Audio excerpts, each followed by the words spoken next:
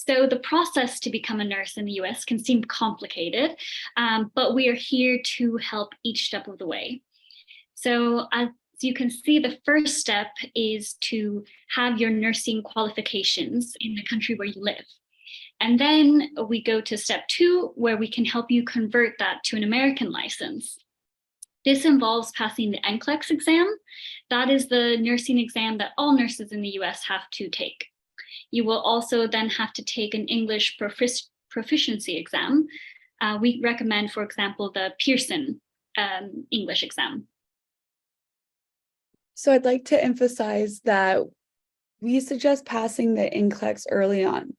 So then you'll be ready for the next step, which is applying for the license in a US state. If later on you decide to choose a different state to work in, you can always change that license through license by endorsement application. It will be an additional fee if you do this, if you do decide to change states, but most importantly, you'll want to save time and get that NCLEX done early on.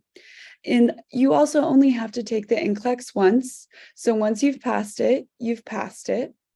Getting this step done, again, is very vital in making that journey quicker for you. So then once you have your nursing license, your US nursing license, you move on to step 3, where you will have an interview set up with the employer, and then you will get your job offer. So once you have your job offer, you move on to step 4, the immigration process. And for that process, there will be an immigration team in the US that takes you through this whole process. The type of visa that you have will depend on your nationality. For most nationalities, this is a 1 to 2 year process. For some nationalities, such as Singapore, if anybody is online from Singapore, that can be done as quick as 3 months. So make sure that you do stay tuned for the third part of this webinar series, because we will go into a lot more detail of the different types of visas and the whole immigration process, so that you can really feel comfortable with everything.